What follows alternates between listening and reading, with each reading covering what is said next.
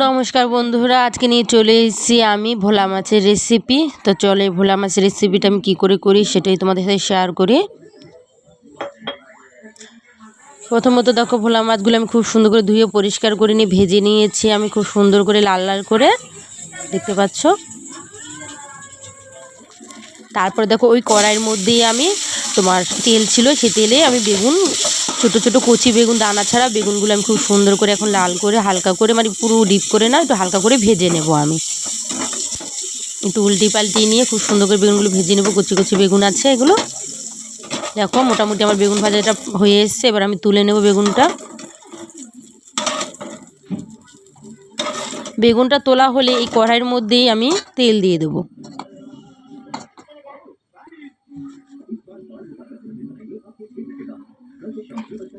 দেখো তারপরে আমি এখানে কালো জিরে ফোড়ন দেবো। আমি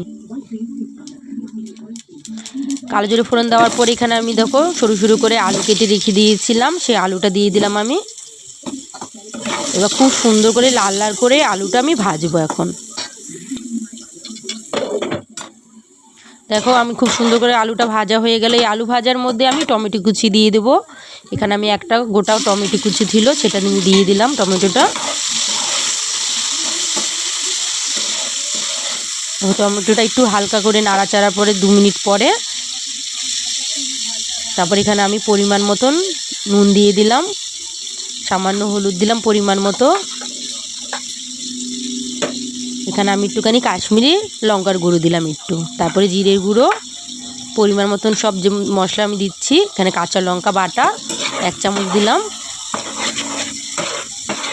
তারপর আমি খুব হালকা করে একটু নেড়ে চেড়ে নিচ্ছি।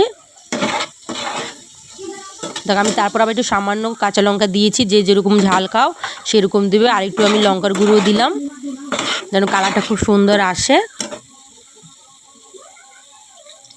সামান্য জল দিয়ে দিলাম। জল দেওয়ার পরে এই জলটা দিয়ে আমি এখন মশলাটা আলুটা খুব সুন্দর করে এখন কষাবো আমি। দেখো মশলা কষানো কিন্তু প্রায় আমার হয়ে এসছে। টমেটোগুলো একটুখানি খুন্তির সাহায্যে আমি খুন্তির মাথা দিয়ে আমি একটু নেড়ে চেড়ে গেলে দিলাম। দেখো তারপর আমি যে বেগুনটা ভেজে রেখেছিলাম সেই ভাজা বেগুনটা দিয়ে আলুটা দিয়ে এবার হালকা করে নেড়ে চেড়ে আমি আবার মশলাটাকে কষাবো। দেখো আমার মশলা কষানো কিন্তু হয়ে এসছে। আমি কিনা যে সর্ষের গুঁড়ো প্যাকেট পাওয়া যায়, সেই সর্ষের গুঁড়ো নুন দিয়ে গরম জল দিয়ে আমি 10-15 মিনিট আগে ভিজিয়ে রেখে দিয়েছিলাম, তাই সেই সর্ষের গুঁড়োটা আমি এখানে দিয়ে দিলাম।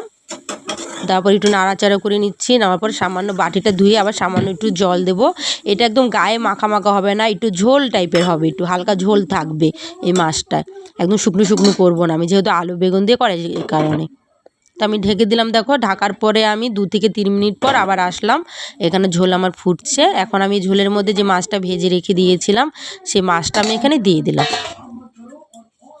দেখো আমি খুন্তির সাহায্যে হালকা হালকা করে মাছগুলো ঝোলের মধ্যে যেন ডোবে, যেন পুরো ঝোলটা নুন টুন সব যেন মাছের মধ্যে যায়, হালকা করে খুন্তির সাহায্যে করে দিলাম, নেড়ে চেড়ে দিলাম। এবার আমি হালকা ঢেকে দিই।